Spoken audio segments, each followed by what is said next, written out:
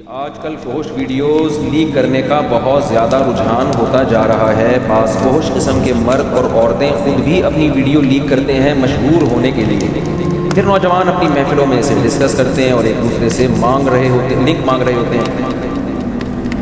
کیا جس طرح ویڈیو لیک کرنے والے مجرم ہیں، اسی طرح ان ویڈیوز کو پھیلانے والے اور ان پر بلا وجہ ڈسکشن کرنے والے بھی مجرم ہیں؟ برائے مہربانی بتائیں، یہ برائی عام ہوتی جا رہی ہے۔ اس پر میں پہلے کئی بار بیان کر چکا ہوں۔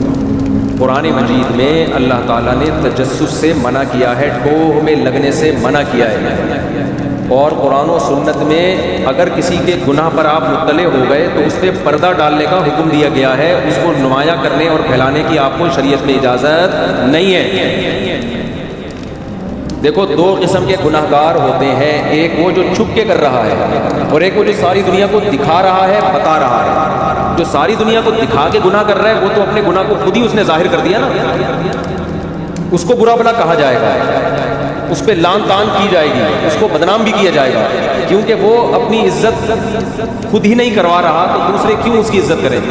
کھلے عام گناہ کر رہے ہوتے ہیں بعض لوگ۔ ایک وہ ہے جو بند کمرے میں کسی ہوٹل میں کہیں چھپ کے کچھ برائی کر رہا ہے، زنا کر رہا ہے، فحش ویڈیوز دیکھ رہا ہے، یا کوئی بھی جرم کر رہا ہے، یہ جرم ہے، جرم کو کبھی بھی اس کی تعریف نہیں کی جائے گی۔ ان الذین یکسبون الاثم سیجزون بما كانوا یقترفون، اللہ کہتے ہیں جو بھی جرم کر رہا ہے نا، ان قریب اس کو اس کی سزا ملے گی، چاہے بند کمرے میں کر رہا ہو یا کھلے عام کر رہا ہو، اللہ نہیں چھوڑے گا۔ لیکن خوب سمجھ لو، جو بند کمرے میں گناہ کر رہا ہے وہ بھی گناہ گار ہے، لیکن اگر وہ بند کمرے میں کر رہا ہے، وہ چھپانا چاہتا ہے نا اپنے اس جرم کو، نہیں آپ نے خفیہ کیمرہ لگا کے اس کے گناہ کو ایکسپوز کر دیا،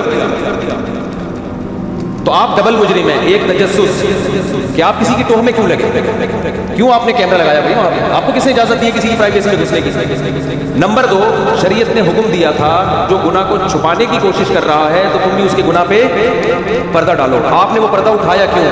تو اس پہ قسم اٹھائی جا سکتی ہے کہ جو چھپ کے گناہ کر رہا ہے وہ گناہ گار، جو اس کی ٹوہ میں لگا رہا ہے وہ اس سے زیادہ بڑا گناہ گار، اور جو اس کے گناہ کو لوگوں کے سامنے شیئر کر رہا ہے، پھیلا رہا ہے، وہ اس سے بھی بڑا گناہ گار۔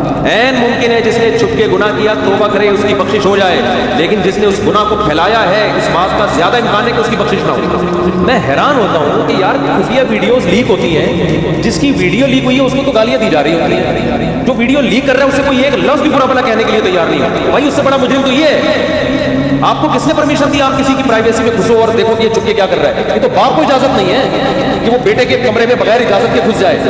اگر آپ کو خطرہ ہے نا کہ آپ کا بیٹا بند کمرے میں فحش ویڈیو دیکھتا ہے تو آپ بیٹے کو بتا دیں کہ بیٹا اندر سے کنڈی لگانے کی آپ کو اجازت نہیں، پہلے اطلاع دے دیں کہ میں اچانک آؤں گا، پھر آپ جا سکتے ہیں۔ آپ اس کو بتا دیں کہ تم کمرے میں کیا دیکھتے ہو، میں چیک کروں گا، میں ہسٹری چیک کروں گا، تو بتا دیں، پھر صحیح ہے۔ اور یہ کام بھی صرف باپ کرے گا، ہر ایک کو اس کی اجازت نہیں ہے۔ پھر باپ نے بھی اگر کچھ دیکھ لیا نا بیٹا کچھ کر رہا ہے تو باپ کو بھی پرمیشن نہیں ہے کہ وہ بیٹے کی ماں کے ساتھ بھی شیئر کرے یا لوگوں کے سامنے جا کے اس کو بتانا شروع کر دے۔ تو اس لیے کوئی بھی چھپ کے گناہ کر رہا ہے، گناہ پہ تو سزا ملے گی اللہ کی طرف سے، اس گناہ کو اپریشیٹ نہیں کیا جائے گا۔ وَذَرُوا ظَاهِرَ الْإِثْمِ وَبَاطِنَهُ، اللہ کہتے ہیں ظاہری گناہوں کو بھی چھوڑو، چھپے ہوئے گناہوں کو بھی چھوڑو، لیکن آپ کو نہ تجسس کی اجازت ہے خفیہ کیمرے لگانے کی، اور نہ آپ اگر مطلع ہو گئے تو اس برائی کو لوگوں کے سامنے پھیلانے کی اجازت ہے، اور نہ لنک مانگنے کی اجازت ہے۔ یار وہ سنا ہے نئی ویڈیو فلانی کی آئی ہے یا فلانے کی آئی ہے، بتاؤ کہاں ہے؟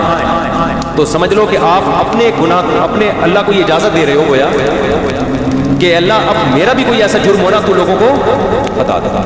روح سے خلائق کے سامنے اللہ اس کو رسوا کریں گے جو لوگوں کے گناہوں کو، کیونکہ اس سے ڈر اس بات سے گناہ پھیلیں گے سوسائٹی میں۔